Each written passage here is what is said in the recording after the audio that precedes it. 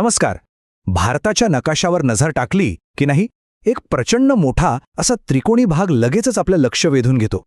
तोच आहे द्विपकल्पीय पठार, ज्याला भारताचं प्राचीन हृदय म्हटलं तरी वावगं ठरणार नाही. चला, आज आपण याच प्रदेशाच्या एका जबरदस्त प्रवासाला निघूया.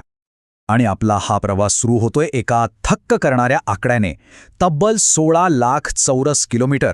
म्हणजे विचार करा, भारताचा जवळजवळ अर्धा भाग फक्त याच पठाराने व्यापलेला आहे.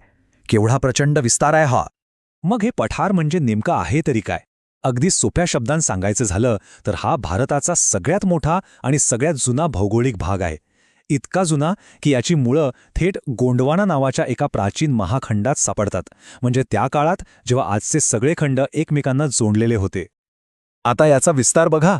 उत्तरेला अरवलीच्या रांगांपासून सुरू होतो आणि थेट दक्षिणेला कन्याकुमारीपर्यंत जाऊन पोचतो. याचा आकार पण भारी आहे, एखाद्या उलट्या त्रिकोणासारखा. उत्तरेला एकदम पसरलेला आणि दक्षिणेकडे हळूहळू निमुळता होत गेलेला. आणि याच्या दोन्ही बाजूंना जणू दोन पहारेकरी आहेत. पश्चिमेला अरबी समुद्र आणि पूर्वेला बंगालचा उपसागर. चला तर मग आपल्या या प्रवासाचा नकाशा कसा असेल ते पटकन बघूया. आपण आधी या प्राचीन भूमीची ओळख करून घेऊ, मग उत्तरेकडील आणि दक्षिणेकडील भागांतून फिरू. त्यानंतर पठाराच्या कडा म्हणजे घाटांवर नजर टाकू आणि शेवटी याचं आर्थिक महत्त्व काय आहे हे समजून घेऊ. तर आपल्या प्रवासाचा पहिला टप्पा आहे उत्तरेकडील मध्यवर्ती पठार.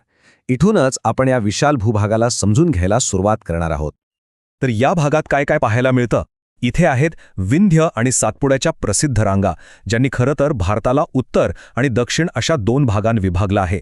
सोबतच आहेत माळवा आणि छोटा नागपूरची पठारं, जी खनिज संपत्तीसाठी ओळखली जातात.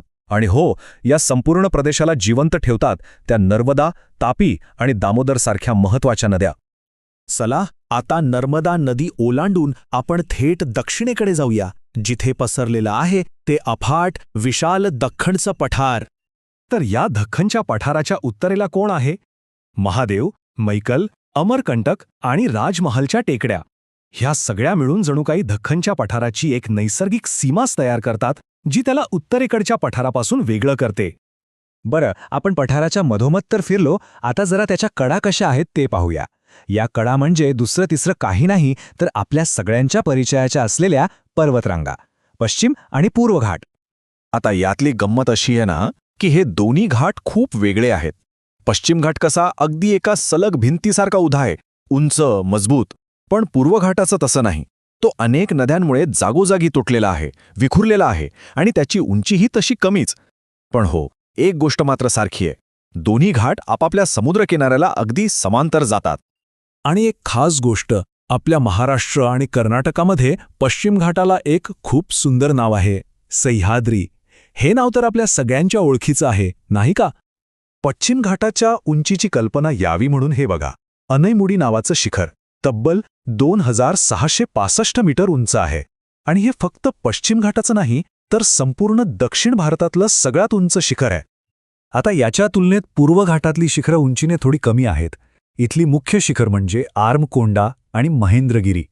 यावरूनच दोन्ही घाटांमधला उंचीचा फरक अगदी स्पष्ट होतो. मग प्रश्न पडतो की या दोन वेगवेगळ्या स्वभावाच्या पर्वतरांगा एकमेकांना कुठे भेटतात? तर त्यांचं मिलन होतं निलगिरीच्या सुंदर टेकड्यांमध्ये. हा एक प्रकारे पूर्व आणि पश्चिम भारताचा संगमच आहे असं म्हणायला हरकत नाही. हा सगळा भूगोल पाहिल्यावर एक प्रश्न मनात येतोच की या प्राचीन पठाराचं आजच्या काळात महत्त्व तरी काय आहे? तर उत्तर आहे प्रचंड. ही फक्त दगडमातीची जमीन नाहीये, तर ही आहे शक्ती आणि संसाधनांची एक मोठी खाण. सगळ्यात महत्त्वाचं म्हणजे हे पठार भारतासाठी एक आर्थिक पॉवर हाऊस आहे. कसं काय? एक तर इथे लोह, कोळसा, मँगनीज यांसारख्या अनेक महत्त्वाच्या खनिजांचे प्रचंड साठे आहेत. आणि दुसरं म्हणजे पठारावरून वेगाने वाहणाऱ्या नद्यांमुळे जे धबधबे तयार होतात ते जलविद्युत निर्मितीसाठी एकदम परफेक्ट आहेत. म्हणजे ऊर्जा आणि उद्योग दोन्ही इथेच आहेत. म्हणजे बघा, लाखो वर्षांपूर्वी तयार झालेली ही जमीन आज आपल्या आधुनिक जगाला ऊर्जा पुरवतेय. पण खरा प्रश्न हा आहे की या नैसर्गिक खजिन्याचा वापर आपण कसा करत आहोत? या प्राचीन वारसाचं भवितव्य शेवटी आपल्याच हातात आहे. आपल्या आजच्या निर्णयांवरच ते अवलंबून आहे, नाही का?